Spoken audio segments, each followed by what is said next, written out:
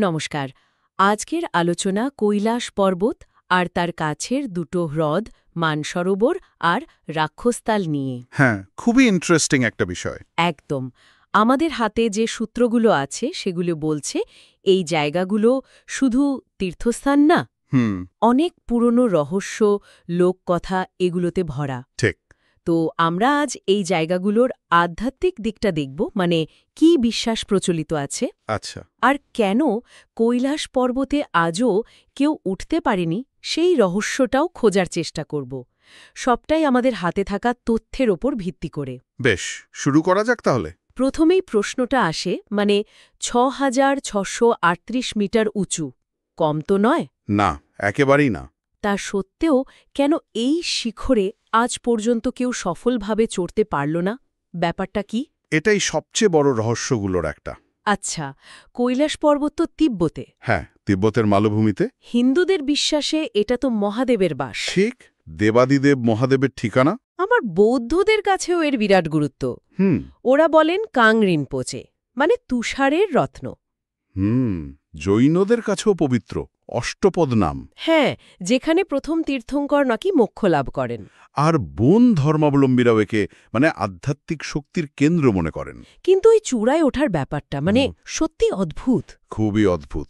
বহু দক্ষ পর্বতারোহী চেষ্টা করেছেন, কিন্তু ফিরে এসেছেন প্রায় প্রতিবারই নাকি অদ্ভুত অসুস্থতা। বা ধরুন হঠাৎ করে মারাত্মক তুষার ঝড়। কেউ কেউ তো এমনও বলেছেন এক ধরনের মানসিক বা আধ্যাত্মিক বাধা পেয়েছেন। হ্যাঁ, আর স্থানীয়দের বিশ্বাস তো খুব পোক্ত। ওখানকার দেবতাদের বিরক্ত করা একদম বারণ। তারা মনে প্রাণে এটা বিশ্বাস করে। এখানেই বিষয়টা আরও গভীর হচ্ছে।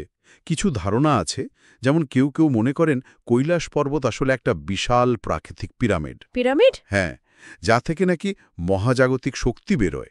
এমন কথাও শোনা যায় যে এটা পৃথিবীর অন্যান্য গুরুত্বপূর্ণ প্রাচীন স্থান, যেমন ধরুন মিশরের পিরামিড বা স্টোনহেঞ্জ, আচ্ছা, সেগুলোর সাথে নাকি একই সরল রেখায় আছে। বলেন কি? এর কি কোনো বৈজ্ঞানিক ভিত্তি আছে? দেখুন, এর কোনো পাকা বৈজ্ঞানিক প্রমাণ কিন্তু এখনো মেলেনি।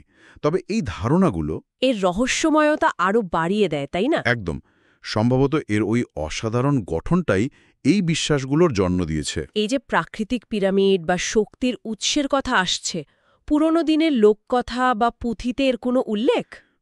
দেখুন, প্রাচীন পুঁথি বা লোকগাথাগুলোতে কৈলাসকে একটা অলৌকিক শক্তির কেন্দ্র হিসেবেই দেখানো হয়েছে। আচ্ছা। সরাসরি হয়তো পিরামিড বা জ্যামিতিক রেখার কথা বলা নেই সবসময়, কিন্তু এর যে একটা অদ্ভুত গঠন, একটা বিশেষ অবস্থান, সেটা নিয়ে একটা বিস্ময়, একটা শ্রদ্ধা বরাবরই ছিল। ঠিক।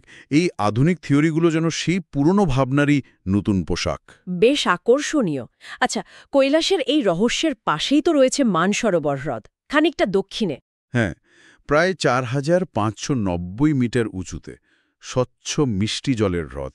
মানস সরোবর মানে মনের হ্রদ। হ্যাঁ, মানস মানে মন, সরোবর মানে হ্রদ। হিন্দু পুরাণ মতে এটা নাকি সৃষ্টিকর্তা ব্রহ্মা তার মন থেকে তৈরি। ও, জলটা নিশ্চয়ই খুব ঠান্ডা। কনকনে ঠান্ডা।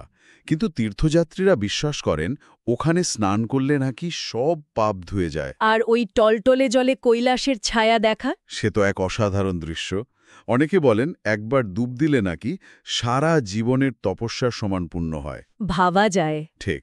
আর মানস সরোবরের এই যে শান্ত পবিত্র রূপটা, এটা কৈলাসের ওই রুক্ষ অজেয় চেহারার ঠিক উল্টো। যেন একটা কন্ট্রাস্ট। হ্যাঁ, যেন ওই কঠিন পর্বতের পায়ের কাছে একটা শান্ত আশ্রয়, কৈলাসের আশীর্বাদের দিকটা। কিন্তু এই শান্তির ঠিক পাশেই আবার অন্য ছবি।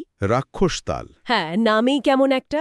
রাক্ষস হ্রদ বা দানব হ্রদ। পৌরাণিক কাহিনীতে বলে লঙ্কার রাজা রাবণ নাকি এখানেই শিবের বর পাওয়ার জন্য কঠোর তপস্যা করেছিলেন। এক পায়ে দাঁড়িয়ে, তাই না? হ্যাঁ, তেমনই শোনা যায়।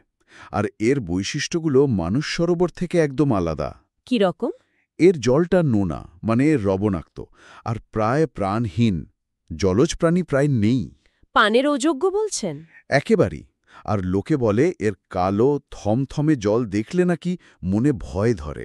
দুটো হ্রদ পাশাপাশি, অথচ এত তফাৎ। সত্যি অবাক করার মতো। বিজ্ঞানীরা বলেন এর কারণ ভূতাত্ত্বিক গঠন আলাদা, জলের উৎস ভিন্ন। আচ্ছা, মানে সায়েন্টিফিক কারণ আছে। হ্যাঁ, কিন্তু আধ্যাত্মিক ব্যাখ্যাটাও খুব জোরালো। সেটা কি? মনে করা হয় এই দুটো হ্রদ আসলে কৈলাসকে ঘিরে থাকা ভালো আর মন্দ। মানে পজিটিভ আর নেগেটিভ শক্তি। অনেকটা তাই, সৃষ্টি আর লয়, ভালো আর মন্দের ভারসাম্য। কেউ কেউ এদের ইয়াং আর ইয়েন শক্তির প্রতীকও মনে করেন। মানুষ সরোবর ইয়াং মানে আলো, আর রাক্ষসতাল ইয়েন মানে অন্ধকার। ঠিক ধরেছেন, প্রকৃতির এই দ্বৈত রূপটা এখানে স্পষ্ট।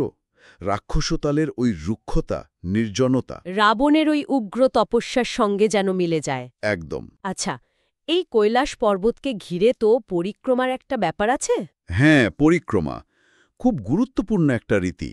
প্রায় 52 কিলোমিটার পথ পায়ে হেঁটে পুরো পর্বতটাকে প্রদক্ষিণ করা। অত্যন্ত কঠিন পথ, শারীরিক আর মানসিক দুই দিক থেকে বিরাট পরীক্ষা। আবহাওয়াও নিশ্চয়ই খুব আনপ্রেডিক্টেবল। অবশ্যই দুর্গম পথ, তার উপর উচ্চতাজনিত সমস্যা, অক্সিজেনের অভাব। বিশ্বাস করা হয় মন দিয়ে একবার পরিক্রমা করলে নাকি এক জীবনের সব পাপ কেটে যায়। বলেন কি? আর যদি কেউ 108 বার এই পরিক্রমা করতে পারেন, 108 বার? হ্যাঁ, তাহলে নাকি তিনি মোক্ষ বা নির্বাণ লাভ করেন। এই গভীর বিশ্বাসটাই মানুষকে টানে। এটা শুধু হাঁটা নয়, এটা একটা সাধনা। তাহলে সব মিলিয়ে যা দাঁড়াচ্ছে, আমাদের সূত্রগুলো থেকে পাওয়া তথ্য অনুযায়ী কৈলাস পর্বত আজও অজেয়, শ্রদ্ধার জায়গা। একদম। আর তার দুই পাশে মানস সরোবর আর রাক্ষসতাল, যেন আলো ছায়া, ভালো মন্দ, পবিত্রতা আর ভয়াবহতা, এই চিরন্তন দ্বৈততাকে তুলে ধরে। ঠিক। আর এখান থেকেই হয়তো শেষ একটা ভাবনা আসে। এই স্থানগুলো যেন আমাদের মনে করায় ঠিক। যে প্রকৃতির কিছু সৃষ্টি হয়তো জয় করার জন্য নয়, শুধু দূর থেকে শ্রদ্ধা জানানোর জন্য। ঠিক বলেছেন। আলো আর অন্ধকারের এই সহ অবস্থান, ভালো আর মন্দের এই খেলা, এটাই কি প্রকৃতির গভীরতম রহস্যগুলোর একটা নয়? যা আমাদের নিজেদের ভেতরের আলো আধার নিয়েও ভাবতে শেখায়। একদম। আর এই পৃথিবীর দ্বৈত চরিত্র নিয়ে নতুন করে চিন্তা করতে সাহায্য করে।